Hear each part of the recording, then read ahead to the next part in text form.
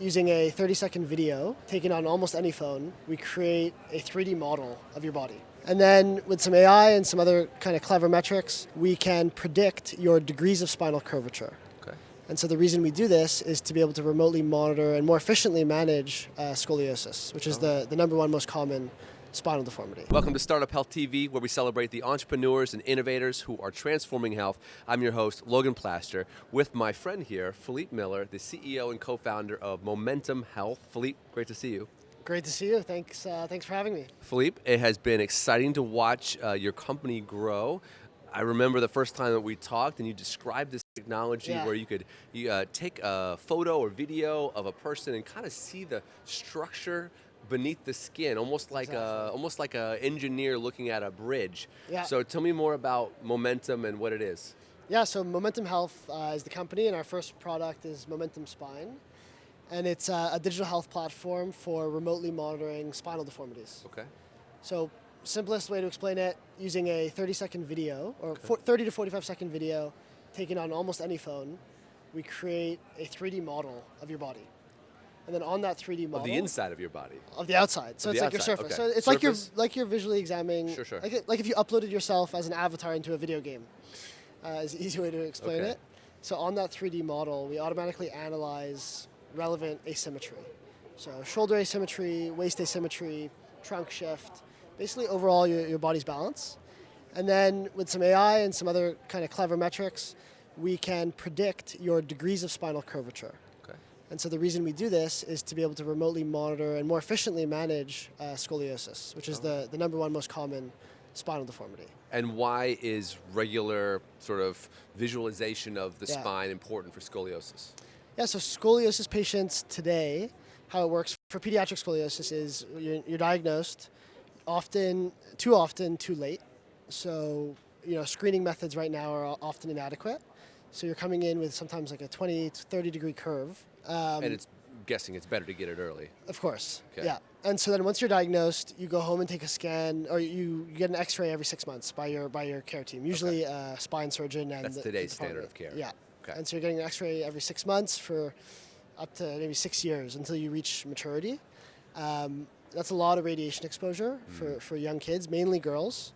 And so that can put them at twice the risk of breast cancer. Really?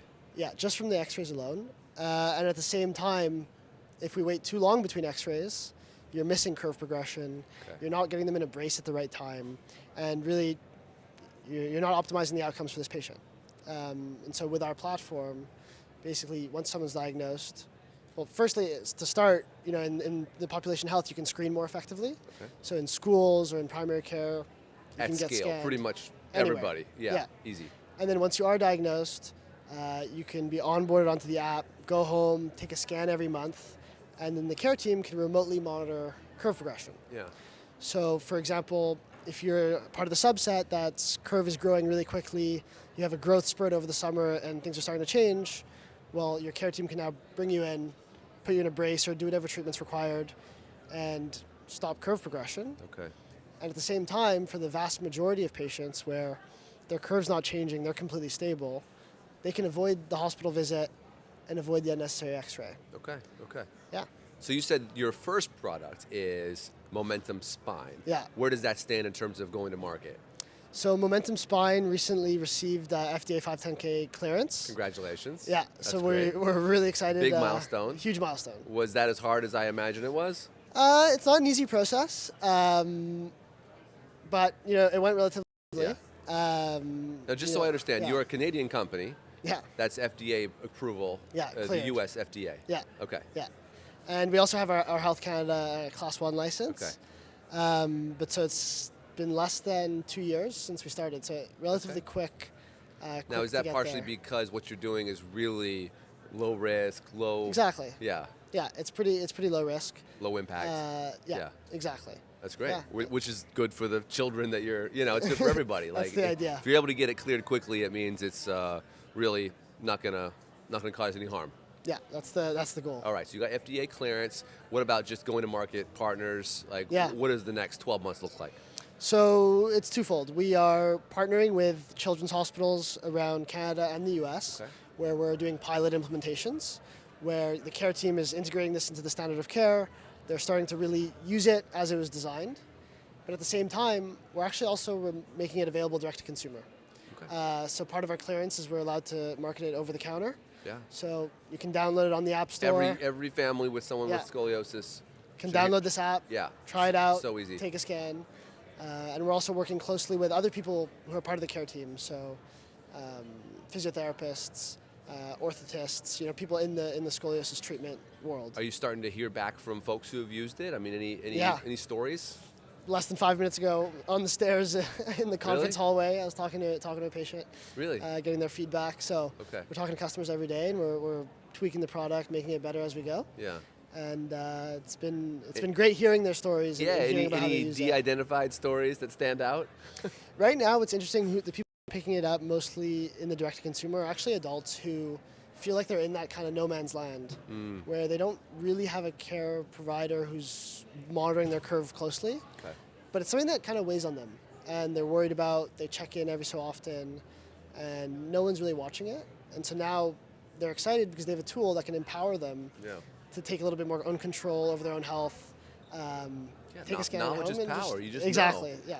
There's no reason patients shouldn't be able to. Talk to me about the underlying technology that is required to do this kind of scanning, and sort of how unique is it? Are a lot of people going to be using sort of visual scans to look at body structures? Is it a moat for your company, based off of work you've done, or what? So the secret sauce is the combination of the 3D model with the ability to kind of analyze a very specific condition. So what's kind of the hardest part that creates a bit of a moat is actually making it easy to use, which is so, it's such a barrier. Counterintuitive? We spent so much time, so much deep tech R&D work trying to build this really advanced, complicated system. And we succeeded in building the core technology of building the 3D model and getting good predictions. And when we first started testing it, the barrier was not the core technology, it was making it easy to use for someone at home. So we spent a ton of time refining that process. And so, give me an example, because you're not the first founder to run into that. And I've talked to many folks who are like, "Why aren't people using what I'm doing?" And you look at the app, and it's just complicated. And it's complicated, it's cumbersome. So, what are some of the things that you fixed? So, before you used to read a set of instructions, and then you were kind of on your own, take a scan. We did a usability study where we had a bunch of people come into a room, no instructions, here's the app, take a scan, and we just watched. A lot of people made mistakes. A lot of people were really nervous, am I too close, am I too far? Mm-hmm. So what we've implemented is similar to how Apple does it for a panorama on an iPhone. We tell you, okay, too close, too far, move to a brighter location, slow down, speed up, and you're doing great. Keep it up. Yeah. Which has made a big difference. Yeah. Very interesting. Who's your ideal partner right now? Yeah. Obviously, you're going direct to consumer, but who else are you trying to work with? Really, children's hospitals. Okay. We believe it's a great opportunity for them to really level up their standard of care for scoliosis. To kind of reach a broader population. They can reach patients much further away, provide them, it's still relatively specialized care. There's a lot of rural places around Canada and the US where you don't necessarily have access to specialty scoliosis care. Yeah. And so now this is a core competency that a hospital has that can reach patients so much further away. Okay. Let's talk about the outcomes for a second. So obviously, being able to scan more regularly, you can catch curvature changes, so you can get into the right brace at the right time, get the right care at the right time. If your curvature is changing more rapidly, that's good. So that's good for the patient. Mm-hmm. What's it like for the children's hospital in terms of reimbursement, longer term outcomes, both financial and patient-wise? Yeah, so we want time spent in the hospital to be efficient. And our motto is see the right patient at the right time. So obviously for surgeons, the highest value activity they can be doing or the best use of their time is their core expertise, which is surgery. Yeah. And so we can allow them to spend time on the patients who really need it, who need to be there. and keeping the patients are happy because it's less time in the hospital. Yeah. So it's kind of a win-win. And there's available reimbursement for the physician's time spent reviewing scans, spent reviewing the data. So the incentives are there financially. Obviously, like in the Canadian system, in like a capitated system, it's like Yeah. fewer X-rays. That's better for the system. Yeah. Fewer visits. That's better for the system. What about in the U.S.?